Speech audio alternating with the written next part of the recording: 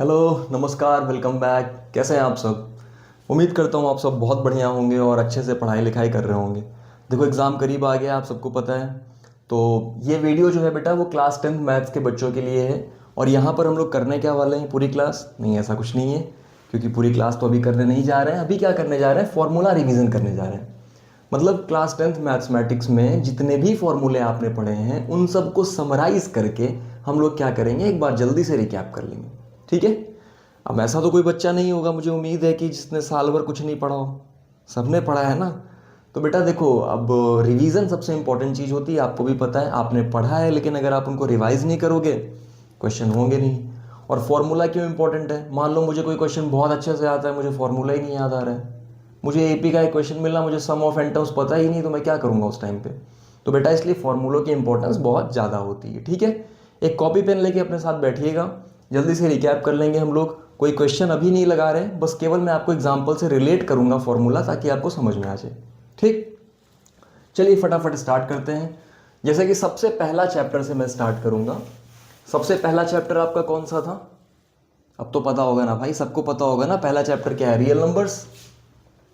तो पहले बात करेंगे रियल नंबर्स से रिलेटेड फॉर्मूलों की। एग्जाम करीब है, लेकिन पैनिक होने की जरूरत नहीं है, ना कोई टेंशन लेने की जरूरत है। आपको रिलैक्स रहिए, फ्री होके एकदम फॉर्मूलों पे ध्यान दीजिए। कोई टेंशन लेने की जरूरत नहीं है। ज़्यादा से ज़्यादा क्वेश्चन लगाइए ना, क्योंकि टेंशन लेंगे तो क्वेश्चन नहीं लगेंगे, और क्वेश्चन नहीं लगाएंगे तो फिर दिक्कत होती है। तो क्वेश्चन ज़्यादा से ज़्यादा लगाइए।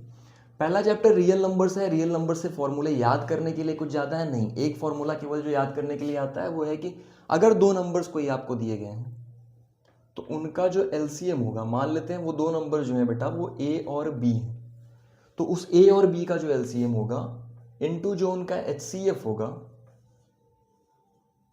इसका अगर आप प्रोडक्ट निकालेंगे तो ये एक्चुअल में उन दोनों नंबर्स के प्रोडक्ट के बराबर होता है, ए इंटू बी। तो केवल एक फॉर्मूला आपको रियल नंबर से बहुत ज़्यादा ध्यान देने की ज़रूरत है। एक नंबर के क्वेश्चन ज़्यादातर यहाँ से बनने के चांस होते हैं, बाकी formula as such real number में कुछ ज़्यादा ऐसा है नहीं। हाँ, दूसरा चैप्टर आपका आता है पॉलिनोमियल्स। क्या लगता है पॉलिनोमियल्स? वैसे पॉलिनोमियल एक ऐसा चैप्टर है ना जिसकी डेफिनेशन अगर किसी बच्चे से पूछ ली जाए कि पॉलिनोमियल की डेफिनेशन बताइए, तो सबसे ज़्यादा आप वहाँ पर फंसते हैं। खैर, यहाँ पे डेफिनेशन तो एग्जाम में नहीं पूछ रहा है। अब जो एक चीज़ आपको ध्यान रखना है बेटा कि डिग्री ऑफ पॉलिनोमियल क्या होता है। डिग्री ऑफ पॉलिनोमियल क्या होता है? डिग्री ऑफ पॉलिनोमियल जो हाईएस्ट पावर होता है। जैसे फॉर एग्जांपल मैं आपके लिए लिख रहा हूं x square plus 2x minus 3। अब मैंने कहा इस पॉलिनोमियल, क्या ये पॉलिनोमियल है? बिल्कुल है। इस पॉलिनोमियल की डिग्री क्या है? तो आप कहोगे 2। क्यों? क्योंकि वेरिएबल क्या था यहाँ पर? x था, और x की हाईएस्ट पावर क्या है? 2। ठीक है, बात समझ में आ गई? तो जनरली कभी कभी एक नंबर में पूछ लेता है डिग्री ऑफ पॉलिनोमियल, वो आपको ध्यान में रखना है। दूसरी चीज क्या ध्यान में रखना होता है इसमें? Zeros of polynomial. Zeros of polynomial क्या होता है? जीरोस ऑफ पॉलिनोमियल का मतलब बेटा कि वो वैल्यू जो आप पॉलिनोमियल में रखो वेरिएबल की जगह पे, तो वो जीरो बन जाए। फॉर एग्जांपल जैसे मैंने कहा कि x माइनस 3 एक पॉलिनोमियल है, कोई दिक्कत तो नहीं है, सबको पता है कि भैया x माइनस 3 पॉलिनोमियल होता है। तो अब बताओ x की कौन सी वैल्यू रख दूं कि ये पूरा पूरा पॉलिनोमियल जीरो बन जाए? तो ये तो बच्चा बच्चा बता देगा। क्या? 3 माइनस 3 3। तो अगर मैंने x की जगह पे 3 रखा तो यहां पर ये पॉलिनोमियल मेरा जीरो बन जाएगा, यानी कि 3 क्या है? Zeros of the polynomial. ठीक है? अब जैसे ही मान लो यहां पर x का पावर 2 था, मतलब ये क्या था? एक क्वाड्रेटिक पॉलिनोमियल था। तो जब एक क्वाड्रेटिक पॉलिनोमियल होगा तो उसके 2 जीरोस मिल जाएंगे, क्यूबिक होगा तो उसके 3 जीरोस मिल जाएंगे। तो जैसा पॉलिनोमियल होगा, यानी जितना डिग्री होगी उतना ही उसके जीरोस बनते हैं। ठीक है? क्लियर? तो ये दो चीजें पॉलिनोमियल में भी सीख ली। पॉलिनोमियल में इससे ज्यादा चीजें सीखने की जरूरत होती हैं। जैसे क्या हम ग्राफ से बता सकते हैं जीरोस ऑफ पॉलिनोमियल? ध्यान से देखिएगा बेटा, ग्राफ आप कई तरीके से बनाते हो ना। अब मान लो कि एक ग्राफ इस तरीके से बना के दे दिया गया आपको, ये एक्स वाई एक्सिस है, लाइन मत समझना कि सर ने लाइन बना दी है, ये एक्स वाई एक्सिस है। अब मैंने कहा कि ये जो ग्राफ आपने बनाया है ये एक्स एक्सिस को कितनी बार कट कर रहा है? तो आपने कहा 2 बार कट कर रहा है। तो हमेशा ध्यान रखना है कितने पॉलिनोमियल, कितने जीरोस हुए इसके? 2 जीरोस। मतलब कहने का क्या हुआ कि अगर कोई पॉलिनोमियल x के वेरिएबल में है तो उसमें कितने नंबर ऑफ जीरोस होंगे, ग्राफ देख के अगर हमें बताना है तो हम क्या करेंगे, उस ग्राफ को देखेंगे, उसमें जितनी बार वो ग्राफ x एक्सिस को कट कर रहा होगा उतने जीरोस हो जाएंगे। ये तो 2 जीरोस हो गए। और क्या हो सकता था, एक कहानी ये हो सकती थी कि इसको कट ही ना करता, कितने हो गए, 9 जीरोस। ठीक है, एक कहानी ये भी हो सकती थी, क्या हो सकती थी, एक बार ही केवल कट करें, इंटरसेक्टिंग निकल जाए, यहां पर कितना जीरो हुआ, 1 जीरो। तो इस तरीके से अलग अलग जीरोस निकल सकते हैं डिपेंडिंग ऑन कितनी बार वो ग्राफ एक्स एक्सिस को कट कर रहा है। ठीक है, बहुत क्लियर, बहुत सरल सी बात है, कोई दिक्कत नहीं होनी चाहिए इसमें। चलिए, अच्छा, क्वाड्रेटिक पॉलिनोमियल में जब आपसे पूछता है ना कि कितने जीरोस होंगे, तो आप इस चीज से निकाल सकते हो, पहली चीज। दूसरी चीज डिस्क्रिमिनेंट से भी निकाल सकते हो, जो हम लोग क्वाड्रेटिक इक्वेशन में पढ़ेंगे, वहां से आप यहां पर यूज कर लेना। ठीक है, मैं वहां पर सिखा दूंगा डिस्क्रिमिनेंट कैसे निकालते हैं, d is equals to b square minus 4ac होता है, तो वहां पर सिखा दूंगा। क्लियर बात, हटा दूं, ऐसा कुछ ज़्यादा है नहीं, मोस्टली आप लोग को याद भी होगा, बस एक रिकैप कर रहे हैं। ठीक है, जल्दी जल्दी से करते हैं, ज़्यादा टाइम नहीं वेस्ट करते हैं, क्योंकि एग्जाम आ गया है तो आपके लिए टाइम बहुत इंपॉर्टेंट हो जाता है। तीसरे चैप्टर पर बढ़ते हैं। अच्छा हाँ, दूसरे चैप्टर में एक और चीज़ जो आपको ध्यान में रखनी होती है कि सम ऑफ जीरोस और प्रोडक्ट ऑफ जीरोस, इससे क्वेश्चन बनते हैं। क्वेश्चन क्या बनेंगे, जैसे जीरोस को बेटा हम क्या क्या मानते हैं, अल्फा और बीटा को हम जीरोस मान लेते हैं। ठीक है, जैसे एक क्वाड्रेटिक पॉलिनोमियल था ax square plus B X plus C, polynomial था तो इतना ही लिखेंगे। ठीक है, अब मैंने कहा, चलो इसको f of x equals to लिखते हैं ना। अब मैंने कहा कि इसमें कितने जीरोस मिलेंगे, तो मैंने क्या अभी सिखाया कि डिग्री चेक करो, डिग्री कितनी है, 2, यानी कि कितने जीरोस होंगे, 2। तो अगर इसमें 2 जीरोस हुए तो उन जीरोस को हम लोग अल्फा और बीटा से डिनोट करते हैं। ठीक है, किससे, अल्फा और बीटा, 3 हुए तो अल्फा बीटा और गामा, वो क्यूबिक पॉलिनोमियल में होगा, जो कि आने के चांसेस आप में नहीं रहते। तो अल्फा और बीटा अगर हम ध्यान से देखें तो अल्फा प्लस बीटा आपसे पूछे, माने क्या पूछ रहा है आपसे, सम ऑफ जीरोस, वो जो 2 जीरोस आएंगे, वो जो एक्स की 2 वैल्यूज आएंगी जिसको रखने पर ये पॉलिनोमियल जीरो हो जाए, वो अल्फा और बीटा थे। मैं अगर आपसे पूछूं कि उन अल्फा और बीटा का सम क्या आएगा, या फिर सेंटेंस के फॉर्म में मैं आपसे पूछूं कि सम ऑफ जीरोस क्या होंगे, तो आप क्या बोलोगे, minus B by a. Minus b क्या है यहाँ पर, देखो बी क्या होता है, जो एक्स का कोएफिशिएंट है, ए क्या है, जो एक्स स्क्वायर का कोएफिशिएंट है। ठीक है, मैं आपसे पूछूं प्रोडक्ट ऑफ जीरोस यानी अल्फा बीटा,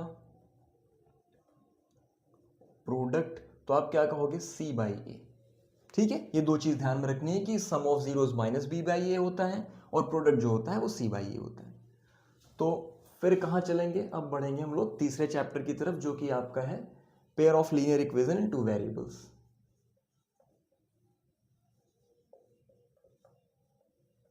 बहुत तेज तो नहीं हो रहा है ना, मैं इसको जल्दी इसलिए कराना की कोशिश कर रहा हूँ क्योंकि देखो स्लो कराऊंगा तो भी आप 1.52x पे करके देखोगे, क्योंकि आपके पास टाइम तो कम है, और वैसे भी देखना चाहिए क्योंकि टाइम बहुत कम है आपके पास, तो आप ज़्यादा टाइम इन चीज़ों में वेस्ट मत करो। फॉर्मूले केवल रिकैप करने हैं तो उसको आप जल्दी से देख के ख़त्म कर सकते हो। ठीक है, pair of linear equation in 2 variables. ठीक है, अब 2 वेरिएबल वाले इक्वेशन होते क्या हैं, जैसे मैंने लिखा कहीं पर a1x plus b1y plus c1 equals to 0। बताओ इस इक्वेशन में कितने वेरिएबल्स हैं, तो आपने कहा x और y। मैंने कहा कितने कांस्टेंट है, आपने कहा a b और c। ठीक है, तो हमेशा ध्यान रखना, मैंने क्या कहा, पेयर ऑफ लीनियर इक्वेशन, मतलब a2x plus b2y plus c2 equals to 0। तो अब 2 इक्वेशन बन गए, इक्वल्स टू में कुछ लगा है तो वो इक्वेशन हो जाता है, 2 इक्वेशन बने। अब जब 2 इक्वेशन होंगे तो आप इनको सॉल्व करके इनके x और y यानी वेरिएबल की वैल्यू निकाल सकते हो। मतलब कहने का ये है कि जितने वेरिएबल्स होंगे उतने इक्वेशंस रिक्वायर्ड होंगे, तभी आप सॉल्व कर सकते हो। अगर मैं केवल ये वाला आपको दे दूं और कहूं कि बेटा सॉल्व करके बताओ कि इसकी वैल्यू क्या आएगी x और y की, आप नहीं निकाल सकते हो। क्यों, क्योंकि ये लीनियर इक्वेशन इन 2 वेरिएबल है तो उसके लिए पेयर होना जरूरी है। अगर यहाँ पर 3 वेरिएबल होता तो 3 इक्वेशन रिक्वायर्ड होते। ठीक है, अब इसको सॉल्व कैसे करते हैं सर, लीनियर इक्वेशन 2 वेरिएबल में दे दिया जाएगा तो कैसे सॉल्व करेंगे, एक तरीका होता है जो आप ग्राफिकल मेथड बोलते हो और दूसरा तरीका होता है कि आप उसको एल्जेब्रिकली सॉल्व करते हो। तो मैं दोनों के बारे में बात कर लेता हूँ। एक है ग्राफिकल मेथड और दूसरा है एल्जेब्रिक मेथड। देखो राइटिंग बहुत ख़राब बन रही है क्योंकि बहुत जल्दी लिखने की कोशिश कर रहा हूँ, तो इतना टेंशन नहीं लेना। और यहाँ पे राइटिंग तो कुछ काम देने वाली नहीं है अभी फ़िलहाल आपको। ग्राफिकल मेथड में क्या करते हैं, ग्राफ बनाते हैं और ग्राफ से चेक करते हैं कि इसका सॉल्यूशन क्या होगा। फॉर एग्जांपल जैसे मान लो किसी ने ग्राफ बनाया, पहले इक्वेशन का ग्राफ बनाया कुछ इस तरीके से, दूसरे इक्वेशन का ग्राफ बनाया कुछ इस तरीके से, तो दोनों ग्राफ जहां पर एक दूसरे को इंटरसेक्ट करेंगे वही सॉल्यूशन होता है। ठीक है, यहां पर इंटरसेक्ट किया तो यहां पर जो x और y की वैल्यू होगी वही आपका सॉल्यूशन होगा। ठीक, अगर मान लो कोई ग्राफ इस तरीके से बना कि कहीं पर इंटरसेक्ट नहीं कर रहा है तो वो पैरेलल लाइंस होती हैं। ठीक है, अब मैंने कहा कि आपको ऐसे दो इक्वेशन दिए गए हैं और आपसे पूछा कि बताइए ये लाइन पैरेलल होंगी, इंटरसेक्टिंग होंगी या फिर एक दूसरे के साथ ही मूव करेंगी कोलाइड करके। तो आप कहोगे इसके लिए ग्राफ बनाना पड़ेगा। ग्राफ तो बनाने की जरूरत है लेकिन बिना ग्राफ बनाए भी आप बता सकते हो, और जनरली वो आपसे पूछा जाता है। कैसे, जैसे यहाँ पर a1 a2 है, तो मैंने कहा a1 अपॉन a2। पहली कंडीशन ये हो सकती थी कि ये b1 अपॉन b2 के बराबर ही ना हो। ये क्या हो, b1 अपॉन b2 यानी कोएफिशिएंट, ठीक है, x का और y का कोएफिशिएंट ले रहा हूँ, ये बराबर ना हो। ऐसे केसेस में क्या होता है, इंटरसेक्टिंग लाइन बनती है। ठीक, पहले इसको समझ लो फिर इस पे आ जाएंगे। इंटरसेक्टिंग लाइंस बनती हैं। इंटरसेक्टिंग लाइंस का मतलब x और y जहां पर एक दूसरे को कट कर रहे होंगे, और जब इंटरसेक्टिंग लाइंस बनेंगे तो कितने सॉल्यूशन मिलेंगे, केवल एक सॉल्यूशन। भाई एक बात बताओ, दो स्ट्रेट लाइन आप बना रहे हो तो एक ही जगह तो कट करेगी ना इस तरीके से, तो जहां पे कट की यही आपका सॉल्यूशन हो गया। ठीक है, दूसरा तरीका क्या था कि a1 upon a2 b1 upon b2 को इक्वल कर जाए और c1 अपॉन c2 को भी इक्वल कर जाए। ये बड़ी दिक्कत वाली बात है। अगर तीनों इक्वल हो गए तो आप समझ लो कि वहां पर कोई सॉल्यूशन नहीं मिलने वाला है। क्यों नहीं मिलने वाला है, मिलेगा नहीं मिलेगा, सोचिए बताओ। मिलता है, अगर ये तीनों इक्वल हो गए तो सारे ही सॉल्यूशन होते हैं।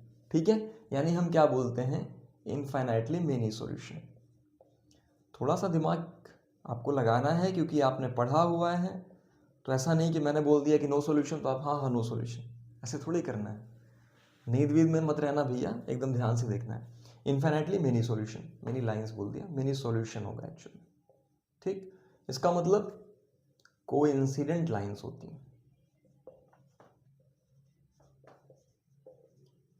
कोइंसिडेंट लाइंस होती हैं। ठीक, तीसरी कंडीशन क्या बन सकती थी कि sir a1 upon a2 b1 upon b2 की इक्वल है, ये बात तो बड़ी अच्छी है, लेकिन हम तीसरे को इक्वल नहीं करते।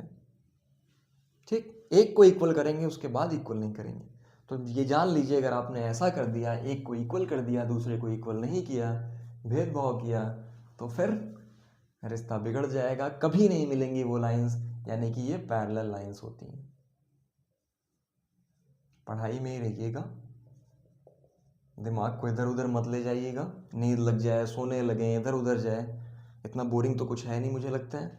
मैथ्स वैसे ही अपने आप में इंटरेस्टिंग है, तो जो को मारने की कोई ज़रूरत है नहीं, क्योंकि बेटा एग्जाम भी बहुत करीब है, तो टाइम नहीं वेस्ट करते। ठीक है, पैरेलल लाइंस होती हैं, पैरेलल लाइंस का मतलब नो सॉल्यूशन। ये वो लाइंस होती हैं जो एक दूसरे से दूर भी नहीं जा पाती हैं और एक दूसरे के करीब भी नहीं आ पाती हैं, मतलब हमेशा एक दूसरे से बराबर दूरी बनाकर चलती हैं। ठीक है, तो ये पैरेलल लाइंस हो गई, यानी नो सॉल्यूशन। ये तीन कहानी आप ग्राफिकल मेथड ग्राफ बना के भी चेक कर सकते हो और बिना ग्राफ के भी बता सकते हो कि सर इसमें कितने सॉल्यूशन होने वाले हैं।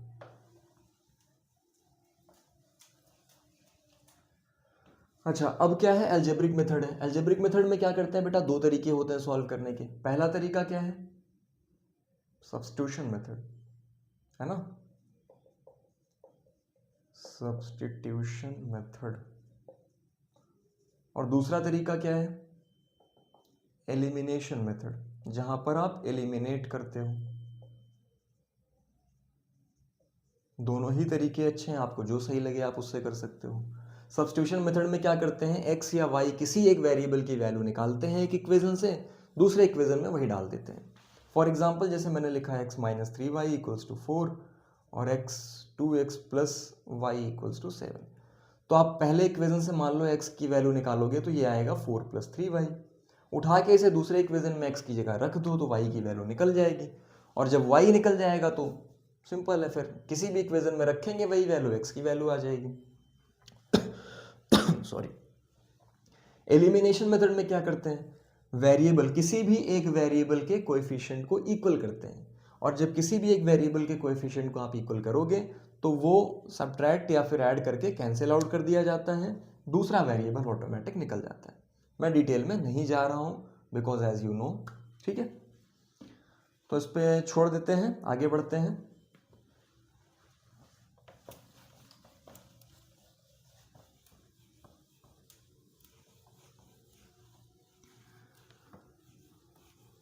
देखो भैया बोर्ड डिजिटल नहीं है तो अपने आप से सब कुछ बार बार हटाना पड़ेगा, करना पड़ेगा, लेकिन इतनी गारंटी है कि क्लास में आपको किसी प्रकार की कोई कमी नहीं मिलेगी, कंटेंट आपको पूरा पूरा मिलेगा, ठीक है।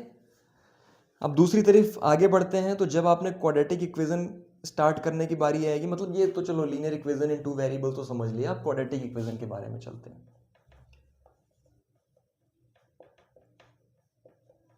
देखो linear equation in two variable से जनरली एक वर्ड प्रॉब्लम आएगी, ठीक है। और एक क्वेश्चन आपको ऐसा भी डायरेक्ट भी मिल सकता है जहां पर आप कोई भी मेथड एलिमिनेशन या सब्स्टिट्यूशन लगा के सॉल्व करके वैल्यूज दे सकते हो। दूसरा वो आपसे जीरोस के बारे में पूछता है, मतलब सॉल्यूशन के बारे में, सॉरी, कितने सॉल्यूशंस हैं। क्वाड्रेटिक इक्वेशन में जब हम आते हैं तो क्वाड्रेटिक और लीनियर में फर्क क्या होता है। देखो लीनियर इक्वेशन का मतलब जिसमें वेरिएबल का मैक्सिमम पावर 1 हो, क्वाड्रेटिक इक्वेशन का मतलब वो वेरिएबल मतलब या वो इक्वेशंस जिनमें वेरिएबल का मैक्सिमम पावर 2 होता है। आपसे कोई पूछे क्वाड्रेटिक इक्वेशन का जनरल फॉर्म बताएं तो आप कहेंगे ax² plus bx plus c equals to 0। ये क्वाड्रेटिक इक्वेशन का जनरल फॉर्म होता है। तो कितना हाईएस्ट पावर क्या दिख रहा है, 2, यानी डिग्री क्या हुई 2। मैंने पॉलिनोमियल में क्या सिखाया कि अगर डिग्री 2 होगी तो जीरोस कितने होंगे, तो भैया जितनी डिग्री उतना जीरोस, यानी कि 0 होंगे 2, ठीक है, क्लियर बात। अब आप कहोगे सर इस क्वाड्रेटिक इक्वेशन को सॉल्व कैसे करते हैं, आप तो नहीं कहो क्योंकि आपने पढ़ा हुआ है, मैंने पूछा जस्ट। तो अगर सॉल्व करने की बात आती है तो दो तरीके से आप इसको सॉल्व करते हो। एक तरीका होता है कि जहां पर आप क्या करते हो, ब्रेक करके सॉल्व करते हो, आप इस मिडिल टर्म को स्प्लिट करते हो, यानी स्प्लिटिंग द मिडिल टर्म। और दूसरा तरीका क्या होता है, क्वाड्रेटिक फॉर्मूला। क्वाड्रेटिक फॉर्मूले की हम डिस्कस कर लेते हैं। यहां पर स्प्लिटिंग में कोई फॉर्मूला लगता नहीं है, क्वाड्रेटिक फॉर्मूला, अच्छा इसको एक और नाम से जानते हैं, बिल्कुल श्रीधराचार्य मेथड, ठीक है। हमारे अपने इंडियन थे जिन्होंने बनाया था, बाद में क्या किया गया कि बाहर के लोगों ने क्वाड्रेटिक फॉर्मूला रख लिया। तो आपको उससे नहीं जाना है, कुछ भी हो फॉर्मूला दोनों सेम ही है, ठीक। क्वाड्रेटिक फॉर्मूला क्या कहता है कि अगर कभी भी क्वाड्रेटिक इक्वेशन में वेरिएबल की वैल्यू निकालनी, वेरिएबल क्या है यहाँ पर, x है, तो अगर मुझे x की वैल्यू निकालनी होगी तो मैं कैसे निकालूंगा, -b प्लस और माइनस ये b² माइनस 4ac को आप अंडर रूट में डाल देंगे अपॉन 2a। ये देखो प्लस और माइनस जो है ना, सारा खेल यही करता है, एक बार प्लस करेगा एक बार माइनस करेगा, मतलब एक बार कुछ और वैल्यू आएगी दूसरी बार कुछ और वैल्यू आएगी, तो दो वैल्यूज आपकी आ जाएंगी। रीजन क्वाड्रेटिक इक्वेशन है, दो आनी भी चाहिए, सिंपल बात। तो ये चीज आपको ध्यान में रखनी है। अच्छा b क्या है, जो x का कोएफिशिएंट है, a क्या है, जो x² का कोएफिशिएंट है, और c क्या है, जो किसी का कोएफिशिएंट नहीं, मतलब अकेला है बिना किसी वेरिएबल के, ठीक है। तो क्वाड्रेटिक इक्वेशन इस तरीके से सॉल्व कर सकते हैं आप। अब यहाँ पर जो b² माइनस 4ac होता है, इसको हम लोग बोलते हैं डिस्क्रिमिनेंट, d से डिनोट करते हैं, d का मतलब होता है बेटा डिस्क्रिमिनेंट, ठीक है। अब डिस्क्रिमिनेंट 0 से बड़ा है, छोटा है या बराबर है, तीन केसेस हो सकते हैं। डिस्क्रिमिनेंट आपका 0 से छोटा हो जाए, डिस्क्रिमिनेंट की वैल्यू 0 से बड़ी हो जाए, या फिर हो सकता है कि 0 के बराबर हो जाए। इन तीन चीज़ों के अलावा कुछ और तो हो नहीं सकता, नॉट पॉसिबल, सोचना भी मत, हो सकता है नहीं। तो जीरो से छोटा हो जाए। हाँ, अब आप सोच रहे होगे कि सर जीरो से बड़ा या जीरो के बराबर हो जाए, जीरो से छोटा या जीरो के बराबर हो जाए। इतनी तकलीफ मत लीजिए। अगर जीरो से छोटा हुआ डिस्क्रिमिनेंट तो क्या होगा, वैसे केसेस में आपको पता है कि नो रियल रूट्स। क्यों? क्योंकि बेटा अगर डी की वैल्यू जीरो से छोटी हुई मतलब इस रूट में वैल्यू नेगेटिव में आएगी, और रूट में नेगेटिव आया तो आप नहीं निकाल सकते। ठीक है, क्योंकि आप क्लास 10th में पढ़ रहे हो। अगर आप हायर क्लासेस में जाओगे तो कॉम्प्लेक्स नंबर मिलता है, वहां पर आप निकाल लेते हो, लेकिन फिलहाल आप नहीं निकाल सकते हो। तो यहाँ पर नो रियल रूट्स। जीरो से बड़ा हुआ तो यहाँ पर दो वैल्यूज आपको मिलेंगी, यानी हम बोलेंगे टू रियल एंड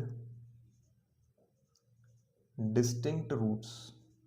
ठीक है, और डी की वैल्यू अगर जीरो के बराबर हुई तो दो रियल और इक्वल रूट्स आएंगे, दो रियल एंड इक्वल रूट्स आएंगे। ठीक है, इतनी कहानी क्लियर? इतना में कोई दिक्कत तो नहीं आप सबको? चलिए, फिर क्या आता है, अरिथमेटिक प्रोग्रेशन।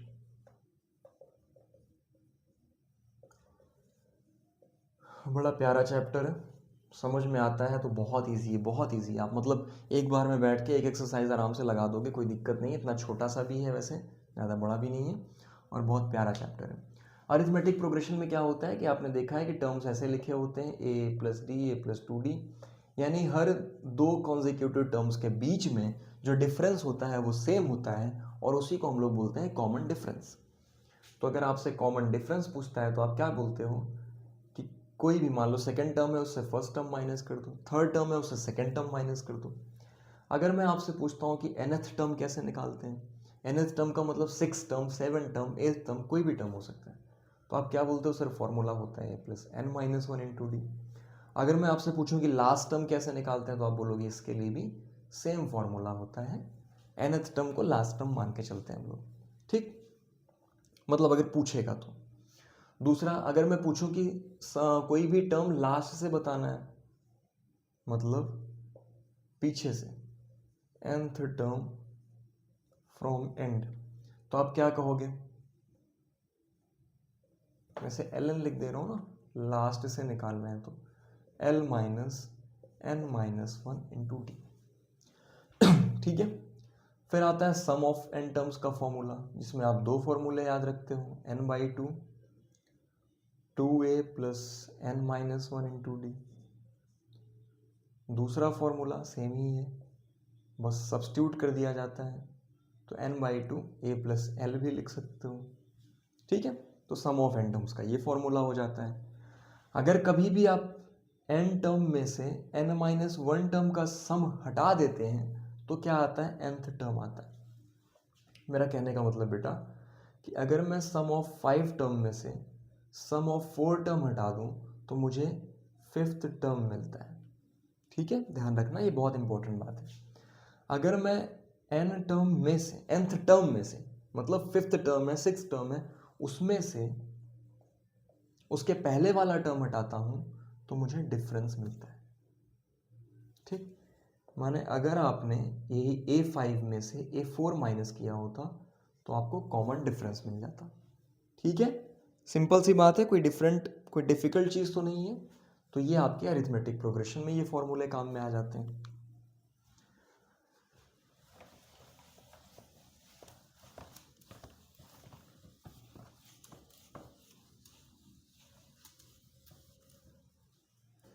फिर क्या आता है, फिर आपका आता है स्ट्रेट लाइंस में। आप जहाँ पे जाते हो, स्ट्रेट लाइन का मतलब जहाँ पर आप कोऑर्डिनेट ज्योमेट्री के बारे में पढ़ते हो। कोऑर्डिनेट ज्योमेट्री में क्या क्या चीज़ें ध्यान में रखनी होती हैं, एक तो डिस्टेंस फॉर्मूला ध्यान में रखते हैं,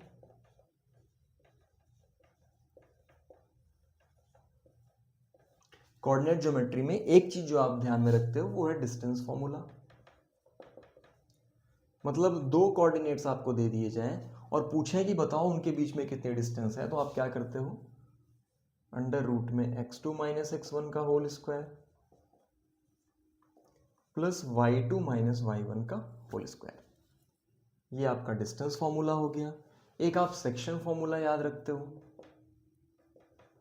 सेक्शन फॉर्मूला का क्या मतलब हुआ कि अगर कोई भी लाइन है, अगर कोई भी लाइन इस तरीके से बना दी गई, उसको मैंने कट कर दिया, कहीं से भी कट कर दिया।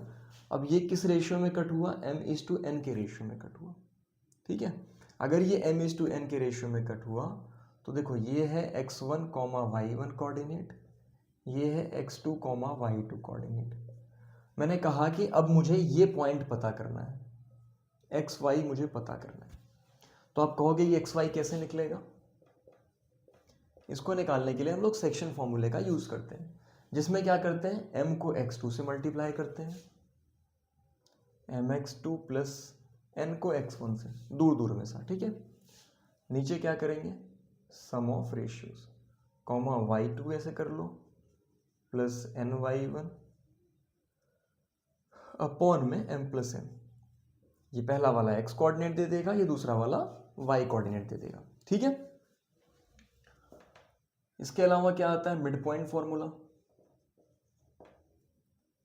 कुछ नई चीज तो नहीं मिली है ना अभी तक कि ये कहां से ले आती। देखो बेटा, नई चीज अब ना तो मैं पढ़ाऊंगा और ना तो अब कोई रिक्वायर्ड है पढ़ने की। मुझे पूरी उम्मीद है कि आपने सारी चीजें कवर की होंगी, और नहीं भी किसी बच्चे ने अगर की है तो बेटा बहुत ज़्यादा नई चीज़ों पे मत जाना। जो चीज़ें आपने पढ़ी हैं उनको अच्छे से रिवाइज करिए, उन्हीं को अच्छे से ज़्यादा क्वेश्चंस लगाइए उन टॉपिक पे, क्योंकि नई चीज़ें देखो क्या है ना कि नई चीज़ें अब आपके दिमाग में घुसेंगी नहीं, और वो उल्टा क्या करेंगे कि जो चीज़ें आती हैं उनको भी डिस्टर्ब कर देंगी। तो ध्यान में ये रखना है कि जो चीज़ें पढ़ी हैं उनको अच्छे से पूरी तरीके से रिवाइज करो। मिड पॉइंट फॉर्मूले में चीज़ें आसान हो जाती हैं। मतलब कहने का ये है कि अगर इसको 1:1 के रेशियो में डिवाइड कर रहा होता तब तो ये आपका पी मिड पॉइंट हो जाता। तो ऐसे केस में पी का कोऑर्डिनेट निकालने के लिए सिंपल सा तरीका होता है कि हम x1 प्लस x2 कर देते हैं अपॉन में 2, और इधर y1 प्लस y2 कर देते हैं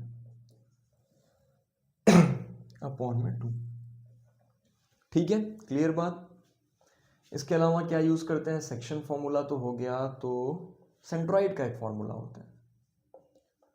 सेंट्रॉइड, कितने ऐसे लोग हैं जिनको सेंट्रॉइड नहीं पता है? नहीं पता है तो क्या कर रहे थे भैया, क्यों नहीं पता है? देखो एक चीज जानो, किसी भी ट्रायंगल में कितने मीडियंस बना सकते हैं, 3, 1 2 3।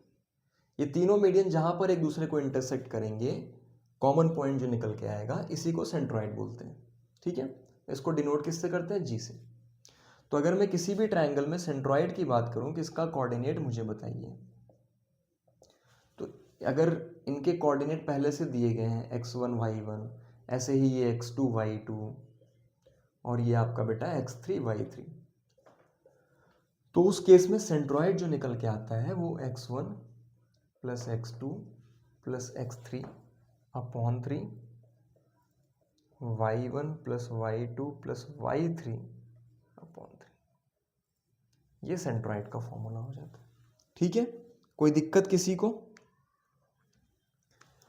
एक लास्ट पॉइंट इसमें जान लो कि अगर कभी भी किसी भी ट्रायंगल का एरिया पूछता है तो ट्रायंगल का एरिया कैसे निकालते हैं, हाफ ऑफ, जनरली क्या होता है कि यहाँ पर आप x1 रखोगे, ये बड़ा ब्रैकेट बना लो, x1 रखोगे, y2 माइनस y3, अगर यहाँ पर 1 है तो यहाँ 2 3 हो जाएगा। ठीक है, फिर प्लस कर लो x2 y3 माइनस y1, फिर प्लस कर लो x3 y1 माइनस y2। ठीक है, ब्रैकेट बंद। अगर किसी ट्रायंगल का एरिया 0 आ गया तो वो पॉइंट्स क्या हो जाते हैं, कॉलिनियर पॉइंट्स। ठीक है, मतलब कहने का ये है कि अगर आपसे पूछे कि बताइए 3 पॉइंट दे दे और बताए कि ये कॉलिनियर पॉइंट्स हैं, कॉलिनियर पॉइंट्स का मतलब होता है वो पॉइंट जो एक ही लाइन पर लाई करें, तो आप उसका एरिया निकाल दोगे, 0 दिखा दोगे। अगर एरिया 0 आया तो तीनों पॉइंट्स कॉलिनियर है, क्योंकि भाई ट्रायंगल का एरिया 0 कब होगा, जब एक ही लाइन पे कुछ एरिया ही ना हो। ठीक है, क्लियर बात। चलिए, कुछ जा रहा है भेजे में, जो यहां से भेजा जा रहा है वो आपके भेजे में जा रहा है कि नहीं? पानी वानी पीते रहो भैया, नींद वींद आ रही हो तो कॉफ़ी वॉफ़ी पी लीजिए। ठीक है, बट जागना है, क्योंकि बिना जागे तो कुछ होना नहीं है, सोने से तो फिर खोना ही है आपको चीज़ें। तो मन लगा के करते रहिए, थोड़ा सा पेशेंस बनाए रखिए। बहुत छोटा सा ही वीडियो में बनाना भी चाह रहा हूँ, मैं नहीं चाह रहा हूँ इसको बहुत लेंदी करना, तो इसलिए मैं सीधा पॉइंट टू पॉइंट ही बात कर रहा हूँ। अब देखिए एक चैप्टर आपका ट्रायंगल्स है जिसमें आपने सिमिलैरिटी की प्रॉपर्टी पढ़नी है। मतलब दो ट्रायंगल सिमिलर कब होते हैं, कॉन्ग्रुएंसी 9th में पढ़ चुके हैं। तो सिमिलर कब होंगे, ट्रायंगल ए बी सी बेटा सिमिलर होगा ट्रायंगल पी क्यू आर के। ये सिमिलैरिटी का सिंबल हो गया। अब मैं दो ट्रायंगल यहां पर बना दूं, दिख रहा है एक जैसे सिमिलर, नहीं भी दिख रहा है तो बोलना है दिख रहा है। क्यों, क्योंकि मेरी ड्राइंग वैसे भी खराब है। ठीक है, मतलब मैं एक समझाना चाह रहा हूं कि मान लेते हैं दो सिमिलर ट्रायंगल्स आपको दे दिए जाएं जो एक जैसे दिखते हैं, तो क्या करना है कि दो ट्रायंगल सिमिलर कब होंगे, तो इनकी कंडीशन क्या है, इफ एंड ओनली इफ दो कंडीशन होती है कि इनके कोरेस्पॉन्डिंग एंगल्स इक्वल हो जाए।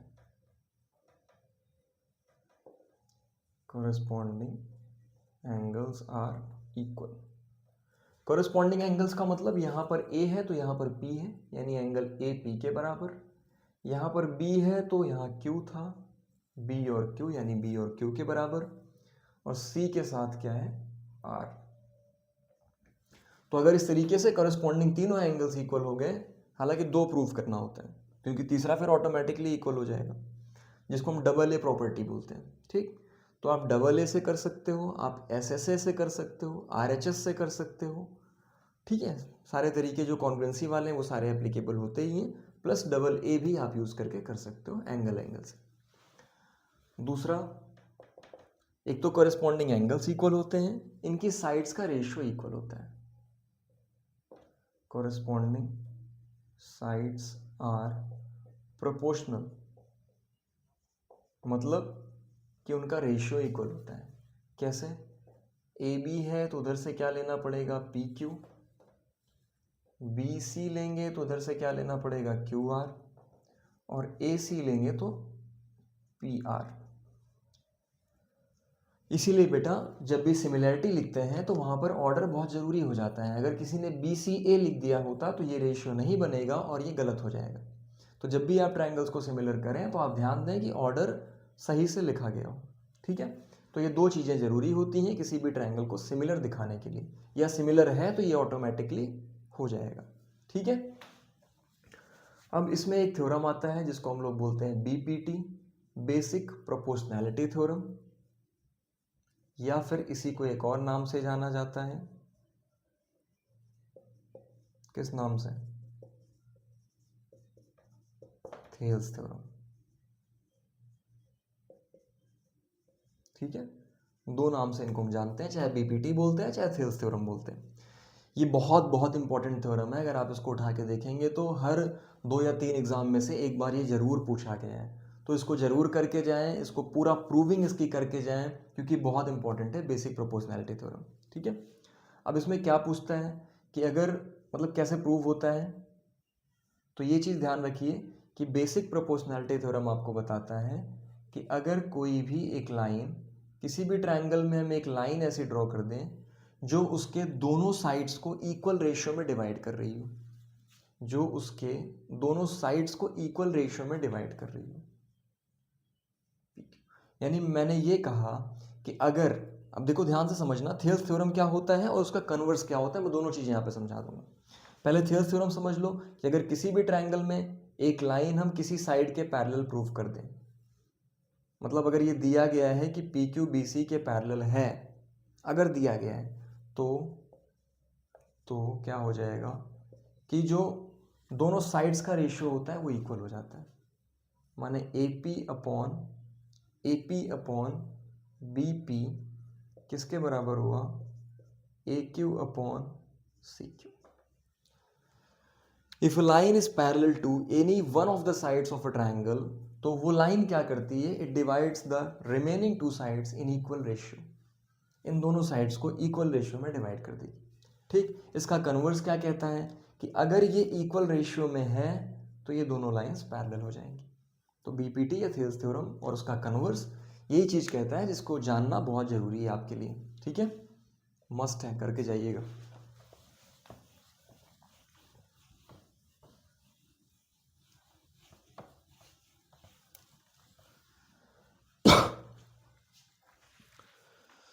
इसके अलावा जो आपको जानना है सर्कल्स के बारे में, सर्कल्स में ऐसे तो फॉर्मूले हैं, मतलब डेरिवेशन तो एक आध पूछने के चांसेस होते हैं। डेरिवेशन का मतलब फॉर्मूले का या थ्योरम का प्रूफ, सॉरी फॉर्मूले का प्रूफ नहीं, थ्योरम का प्रूफ आपसे पूछता है। कोई भी थ्योरम दिए गए तो उनके प्रूफ पूछते हैं, और इसमें बहुत सारे थ्योरम्स हैं। एनसीईआरटी में आपको एक दो ही थ्योरम मिलते हैं या तीन चार होंगे, लेकिन अगर आप रेफरेंस बुक करोगे तो उसमें बहुत सारे थ्योरम आपको मिल जाते हैं। तो इसमें थ्योरम्स इंपॉर्टेंट है। कौन से थ्योरम इंपॉर्टेंट है? जैसे कि एक ये हो गया। अच्छा, ये क्वेश्चन करने में भी काम आएगा कि अगर किसी एक एक्सटर्नल पॉइंट से एक सर्कल पर आपने, पहले चीज़ तो ये पूछता है कि बताओ एक सर्कल पर किसी एक एक्सटर्नल पॉइंट से आप कितने टेंजेंट ड्रॉ कर सकते हो। तो आपने कहा केवल दो। तो ये जो दोनों टेंजेंट्स होते हैं बेटा, ये इक्वल होते हैं। ठीक है, tangent drawn from an external point of a circle are equal in length. That means P Q is equals to P R. ठीक है, एक बात ये क्लियर हो गई। दूसरी बात क्या ध्यान में रखना है कि कभी भी एक सेगमेंट पर कितने भी एंगल आप बना लो वो इक्वल होंगे। देखो ये क्या हुआ, एक सेगमेंट हुआ ए बी। इस ए बी सेगमेंट पर आपको कितने एंगल दिख रहे हैं जो सरकमफ्रेंस को टच कर रहे हो। तो ऐसे दो एंगल्स हैं, एक दो, ये इक्वल हो जाएंगे। तीसरा कि अगर एक सेगमेंट पर दो एंगल बने, एक सेंटर पर एक सरकमफ्रेंस पर, तो ये जो सेंटर वाला एंगल होता है ये सरकमफ्रेंस वाले का डबल होता है। माने अगर ये x होगा तो ये कितना हो जाएगा 2x। लेकिन ध्यान रखना है कि सेम सेगमेंट पर होना चाहिए, एक सेंटर पर रहे दूसरा सरकमफ्रेंस पर रहे। ठीक है, कोई दिक्कत नहीं। और थ्योरम क्या याद रखते हैं? ऑल्टरनेट सेगमेंट थ्योरम याद रखना होता है, बहुत इंपॉर्टेंट थ्योरम ये भी है। इसकी भी प्रूविंग कई बार पूछता है। ऑल्टरनेट सेगमेंट थ्योरम क्या कहता है कि ये वाला जो एंगल होगा, थोड़ा सा बाहर बनाना पड़ेगा, देखो कितनी बढ़िया सर्कल बनी है ना, बढ़िया बढ़िया बोलना है, ऐसा नहीं है।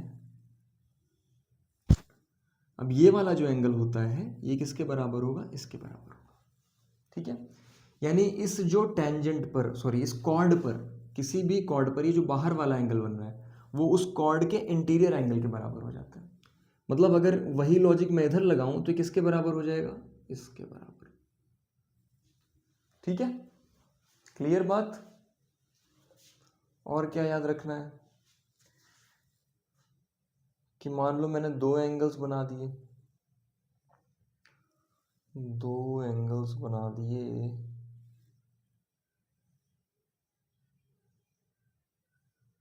ये दो कॉर्ड थी, एक कॉर्ड थी ए बी, एक कॉर्ड थी सी डी, और ये दोनों इक्वल थी। तो हमेशा ध्यान रखना कि equal chords subtend equal angle at the centre. अगर ये कॉर्ड्स इक्वल थी तो इनके एंगल जो बनेंगे सेंटर पर वो भी इक्वल होंगे। ठीक है, क्लियर बात? इतनी चीज़ें क्लियर है। बाकी वही नाइन्थ वाले जो प्रूफ जो आपने किए हुए हैं वही सारे आते हैं, तो कुछ ऐसी नई चीज़ यहाँ पर और ज़्यादा नहीं आएगी। सर्कल्स में यही दो तीन फॉर्मूले हैं, मतलब मेरा कि ये दो तीन थ्योरम्स हैं जो ज़्यादा इंपॉर्टेंट हैं। जैसे ये वाला बहुत इंपॉर्टेंट है, ये अल्टरनेट सेगमेंट थ्योरम है, ये भी काफ़ी इंपॉर्टेंट है। ठीक है, तो ये कुछ इंपॉर्टेंट थ्योरम्स हैं इसमें जो आपको ध्यान में रखने हैं। बाकी आपको पता ही है कि अगर आप टेंजेंट से इस तरीके से कोई सेंटर से लाइन आती है तो परपेंडिकुलर होती है। तो इतनी चीज़ें बेसिकली इसमें ध्यान रखना, बाकी पुरानी चीज़ें।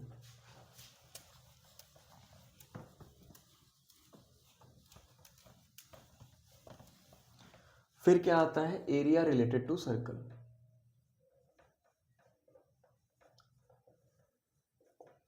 Area related to circles. अब एरिया रिलेटेड टू सर्कल्स में क्या करते हैं हम लोग? दो तीन फॉर्मूले इसमें भी हैं जो इंपॉर्टेंट है। जैसे एक आपसे पूछता है एरिया ऑफ सेक्टर, एक पूछता है एरिया ऑफ सेगमेंट। अच्छा, सेक्टर और सेगमेंट तो सबको क्लियर है ना, कोई महानुभाव ऐसे तो नहीं है जिनको ये चीज ना क्लियर हो। लेंथ ऑफ सेगमेंट जल्दी से मैं दिखा देता हूं। ये एक सर्कल है, इस सर्कल में ये जो एरिया है इसको हम लोग बोलते हैं सेक्टर, ठीक है। अगर मैंने एक लाइन यहाँ पे ड्रॉ कर दी तो ये जो हुआ बेटा ये आपका हुआ सेगमेंट, ये हुआ सेगमेंट, ये पूरा जो है ये हुआ सेक्टर, ठीक है। तो आपको ध्यान रखना है कि अगर ये ओ ए बी, मैंने आपसे कहा कि एरिया ऑफ सेक्टर बताइए, इसका अगर मैंने एरिया पूछा तो आप क्या करते हो, थीटा। देखो ये जो एंगल होगा ना बेटा, ये थीटा दिया रहेगा, 60 40 30 कुछ भी दिया रहेगा, तो ये थीटा बाई 360। अच्छा 40 पे मत डरिएगा कि 40 डिग्री दे देगा तो क्या करेंगे, स्टैंडर्ड एंगल जनरली देता है जो कि आपको पता होंगे। तो theta by 360 into pi r square. अगर आपसे लेंथ ऑफ सेगमेंट पूछ रहा है, मतलब ये ए बी की लेंथ पूछ रहा है, ये वाले की लेंथ, तो इसमें क्या यूज करते हैं, theta by 360 into 2 pi r, ठीक है। अब आपसे पूछे एरिया ऑफ सेगमेंट, तो मैंने कहा कि ये एरिया ऑफ सेक्टर निकालना,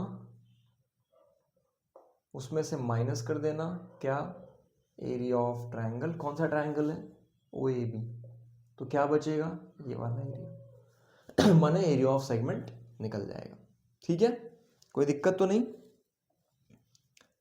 एरिया ऑफ ट्रायंगल निकालने के लिए हेरोन्स फॉर्मूले भी यूज करते हैं ना, क्या फॉर्मूला होता है हेरोन्स का, S into S minus A into S minus B into S minus C. S क्या है, सेमी पेरीमीटर, कैसे निकलता है, A plus B plus C upon 2। A B C क्या है, साइड्स ऑफ ट्रायंगल, ठीक है। क्यों ध्यान रखना है, अगर ये राइट एंगल ट्रायंगल ना हुआ, इक्विलैटरल ट्रायंगल ना हुआ, तो एरिया निकालने के लिए ये हेरोन्स फॉर्मूला आप यूज कर सकते हैं, ठीक है। बढ़ते हैं आगे सरफेस एरिया एंड वॉल्यूम की तरफ।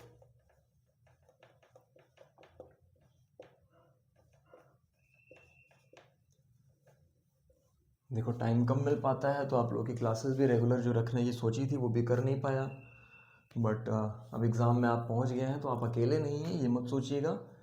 अच्छा किसी को कोई दिक्कत भी होती है तो आप कमेंट सेक्शन में जाके पूछ सकते हैं, या किसी चैप्टर का किसी टॉपिक का कोई दिक्कत है आपको तो आप कमेंट सेक्शन में उस चीज़ को पूछ सकते हैं, ठीक है। सरफेस एरिया एंड वॉल्यूम की अगर हम बात करते हैं तो इसमें हमें क्या क्या जानना होता है, क्यूब है, क्यूबॉइड है, क्यूब है, क्यूबॉइड है, और क्या है, सिलेंडर है, कोन है, स्फीयर है, हेमिस्फीयर है, ठीक है। इतने फिगर के बारे में आपको, इनकी एरिया वगैरह के बारे में जानना होता है। जैसे क्यूब में LSA होता है, यानी लेटरल सरफेस एरिया। क्या होता है क्यूब का लेटरल सरफेस एरिया, आपसे कोई पूछे तो 4a स्क्वायर, ए क्या है साइड। क्यूबॉइड में पूछे, क्यूबॉइड में अगर आपसे पूछे तो क्या बताएंगे, 2l plus b into h. L क्या है लेंथ, बी क्या है ब्रेड्थ, और एच क्या है हाइट। अगर आपसे कोई पूछता है TSA बताइए, टोटल सरफेस एरिया, क्यूब में क्या होता है 6a स्क्वायर, यानी 6 साइड स्क्वायर। इसमें क्या होता है 2LB plus BH plus HL, ठीक है। अगर मैं आपसे पूछूं कि वॉल्यूम बताइए, तो क्यूब का वॉल्यूम क्या हुआ, साइड का क्यूब।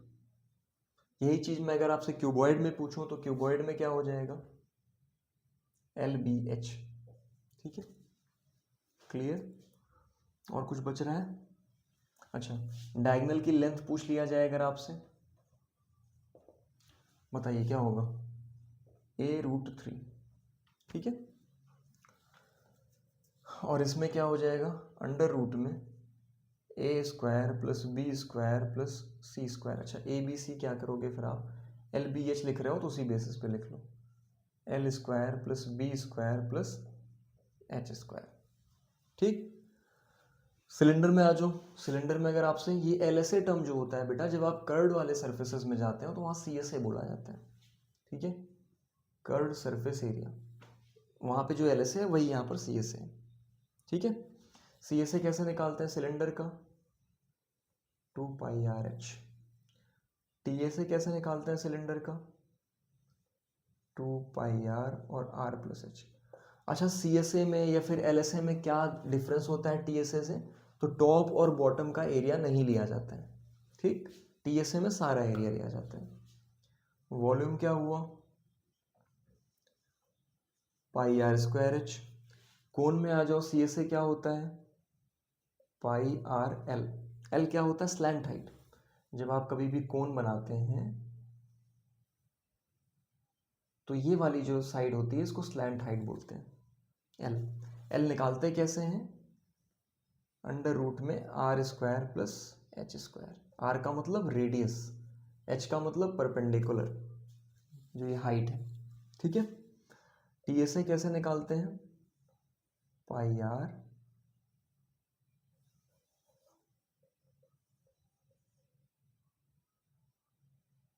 r+l होता है ना, πr+l, ठीक है। क्योंकि ऐड क्या करते हैं, देखो πrl तो पहले से था, तो ऐड और क्या हो गया, ये πr² नीचे वाला एरिया ऐड हो जाता है, ठीक है।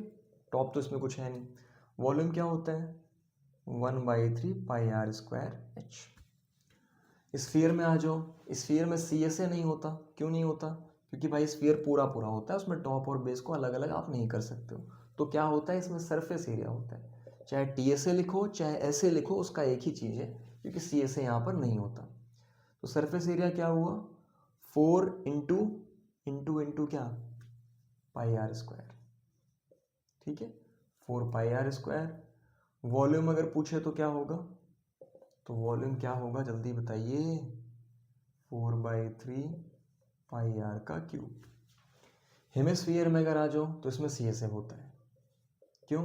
हेमिस्फीयर कैसा होता है? ऐसे आधा स्फीयर, यानी कटोरा, कटोरा ऐसे ही होता है ना। तो CSA अगर आप इसका निकालेंगे तो क्या होगा? 2πr²। TSA अगर आप इसका निकालेंगे तो क्या होगा? 3πr²। कितना बढ़िया बढ़ रहा है। अगर आप वॉल्यूम निकालेंगे तो क्या होगा? 2/3 πr³। ये सारे फॉर्मूले जो आपके किस में आने वाले हैं? सरफेस एरिया एंड वॉल्यूम्स में आते हैं, जिसको आप मेंसुरेशन के नाम से भी जानते हो।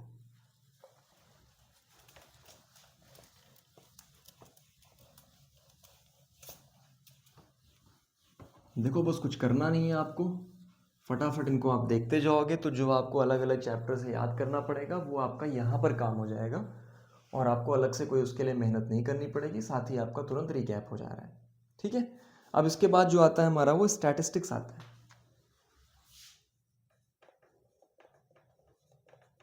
स्टैटिस्टिक्स कैसे याद करते हैं? मीन मीडियन मोड से। हम बोलते हैं वो जो चैप्टर जिसमें मीन मीडियन मोड पढ़ते हैं वो कौन सा चैप्टर है? स्टैटिस्टिक्स है।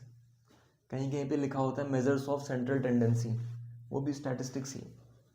तो मीन मीडियन मोड मैंने बोला, यानी कि 3 चीज़ों के बारे में ही यहाँ पर बात करते हैं। मीन निकालने के कितने तरीके हैं? वो तो 3 तरीके हैं, आपको पढ़ने दो। पहला तरीका कौन सा है? Direct method. डायरेक्ट मेथड क्या कहता है कि जितने टर्म्स हैं उनका सम, सारे टर्म्स का सम कर लो, समेशन ऑफ xi। आई की वैल्यू क्या है? 1 से लेकर के n तक। यानी मान लो अगर आपको 10 टर्म दिए गए थे तो उन 10 टर्म्स का सम कर लो, divided by number of terms. Number of terms का मतलब हम लोग कैसे लिखते हैं? नंबर ऑफ टर्म्स का मतलब कैसे लिखते हैं हम लोग? समेशन ऑफ fi, 1 से लेकर के n तक। मतलब यहाँ पर अगर 10 टर्म्स थे तो 10 टर्म्स का सम ऊपर हो जाएगा, नीचे क्या हो जाएगा? उन 10 टर्म्स के सम का, मतलब 10 से डिवाइड कर लेते हैं। देखो डायरेक्ट में लिख देता हूँ, सम ऑफ n टर्म्स। अच्छा, इसमें एक चेंज कराता हूँ, अपॉन नंबर ऑफ टर्म्स, ठीक है। लेकिन अगर फ्रीक्वेंसी दी गई होती है तब हम ये करते हैं fi xi upon summation of fi। मतलब अगर डायरेक्ट ऐसे 10 टर्म दिए हो तो ये फॉर्मूला यूज कर लो, अगर फ्रीक्वेंसी के साथ दिए गए हो तो ये फॉर्मूला यूज कर लो। दूसरा एक फॉर्मूला होता है अज्यूम्ड मीन मेथड, जिसको हम लोग क्या बोलते हैं? Shortcut method. होता ये लंबा है एक्चुअल में, हाँ, कैलकुलेशन शॉर्ट कर देता है, इसीलिए शॉर्टकट मेथड बोलते हैं। शॉर्टकट मेथड में क्या यूज करते हैं बेटा? कभी भी शॉर्टकट मेथड अगर आपको निकालना है, देखो एक्स बार से मीन को डिनोट करते हैं, ठीक है।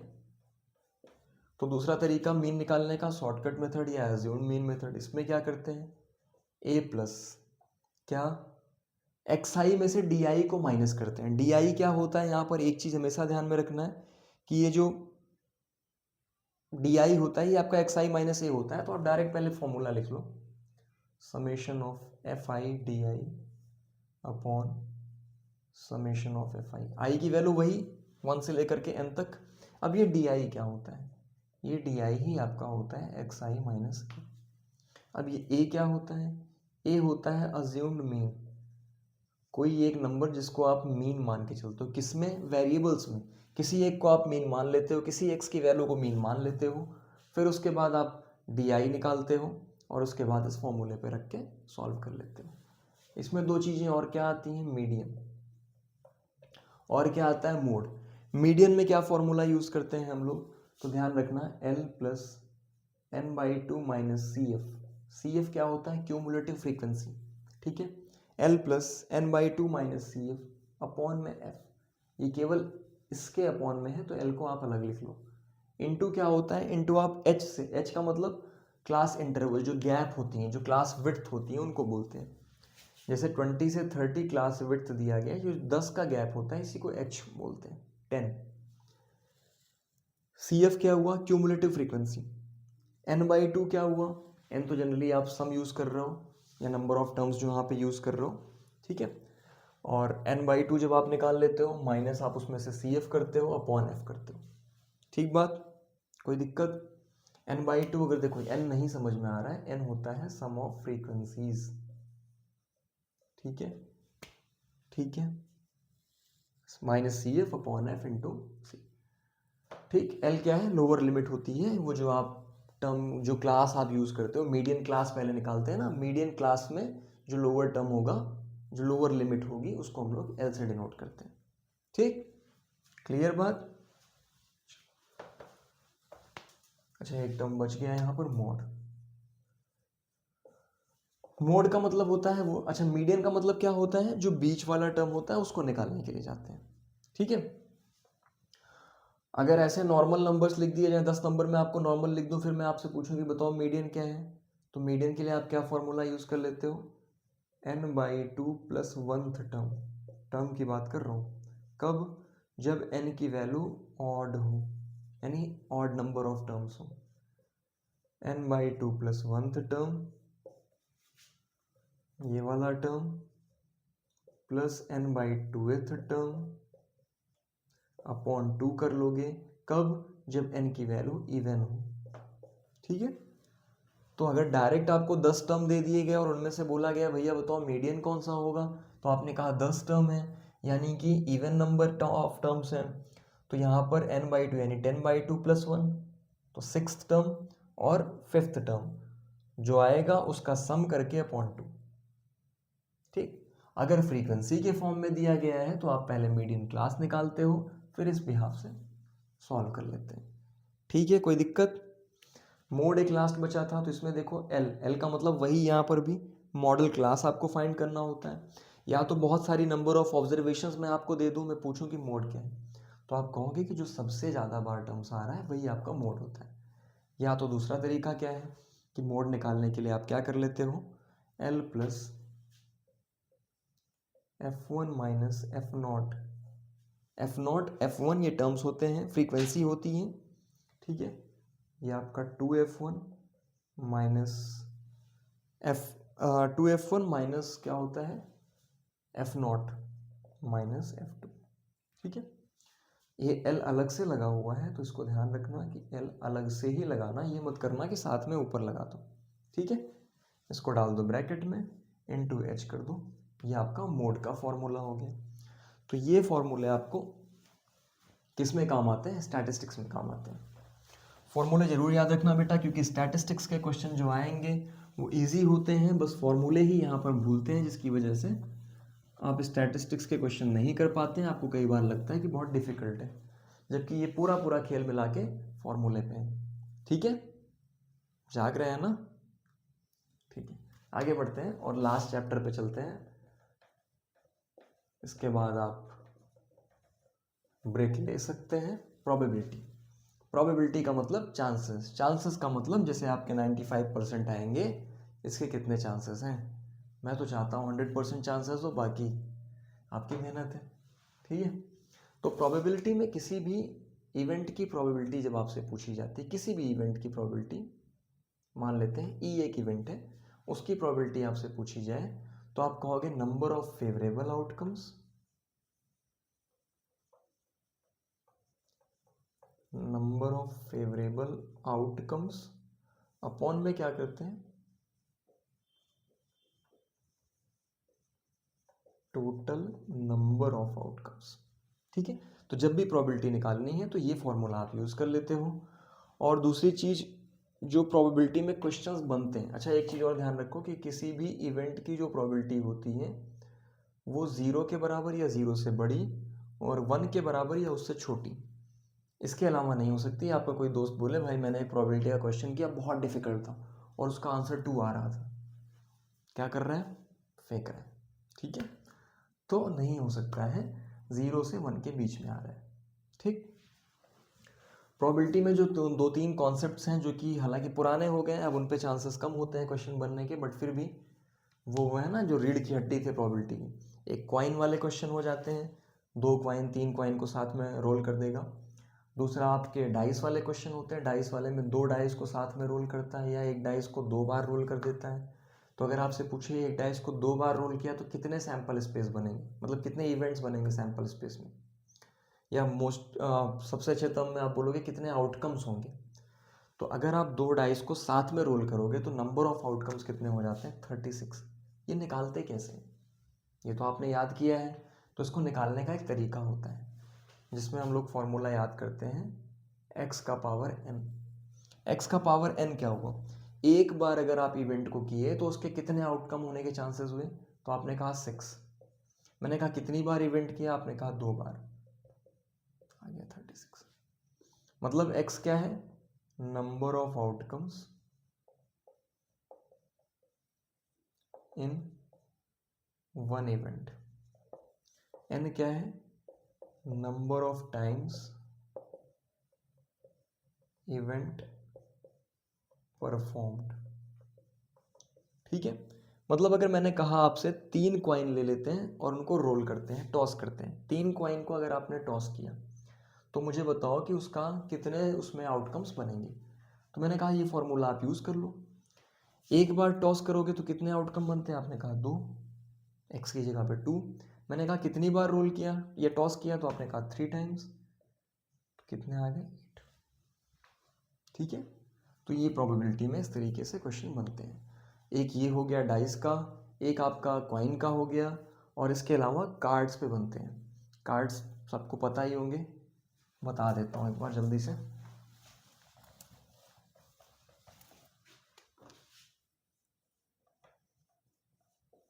कार्ड्स ध्यान रखना बेटा, 52 कार्ड्स का एक पैक होता है।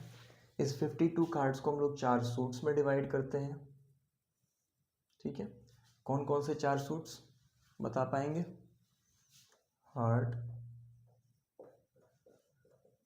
डायमंड, स्पेड और क्लब, ठीक है। ये हार्ट और डायमंड जो होते हैं आपके, ये रेड होते हैं, क्या होते हैं, रेड, और ये होते हैं ब्लैक कार्ड्स। तो मैं आपसे पूछूं कि रेड कार्ड्स कितने हुए, तो आपने क्या बोला 26, ब्लैक कार्ड्स कितने हुए 26, हार्ट कितना हुआ 13, ये चारों 13 के सूट्स बनते हैं, ठीक है। अब इस सब में क्या होता है, इन सब में एक किंग होता है, एक क्वीन होती है, राजा है तो रानी है, ठीक है, रानी है तो राजा है, एक जैक है, एक एस है, किंग क्वीन जैक एस, और नंबर कार्ड्स होते हैं। नंबर कार्ड्स कहाँ से कहाँ तक, 2 से लेकर के 10 तक, कितने हो गए 9 कार्ड्स, ये कितने हो गए 4, 13, ये सब में होते हैं, ठीक। मैं आपसे पूछूं रेड किंग कितने हुए, तो आपने कहा एक इसमें 2 रेड किंग हुए, ठीक है, इस तरीके से। अच्छा, इन तीनों कार्ड्स को मिला के बोलते हैं ऑनर फेस कार्ड्स। तो अगर मैं आपसे पूछूं कितने फेस कार्ड्स हैं, तो आपने कहा 3, और ऐसे चारों में 3 3, यानी कितने हुए 12। चारों को मिला दोगे तो ऑनर कार्ड्स बोलते हैं। ऑनर कार्ड्स कितने हो गए फिर 60। ठीक है, बोलिए मज़ा आया, कुछ सीखने को मिला? सीखा तो पहले से, ये रिकैप तो हो गया ना एक बार। तो टाइम को वेस्ट नहीं करना है, आपको यूटिलाइज़ करना है पूरा टाइम। और मुझे उम्मीद है कि ये सेशन आपको समझ में आया होगा।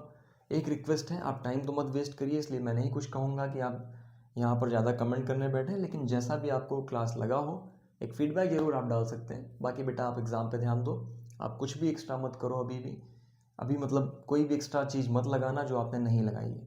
तो पूरा पूरा फोकस आपका किस पे होना चाहिए, जो आपने पढ़ा है उसी को रिवाइज करना। ठीक है, थैंक यू सो मच। आगे मिलते हैं फिर कुछ और नए कॉन्सेप्ट के साथ।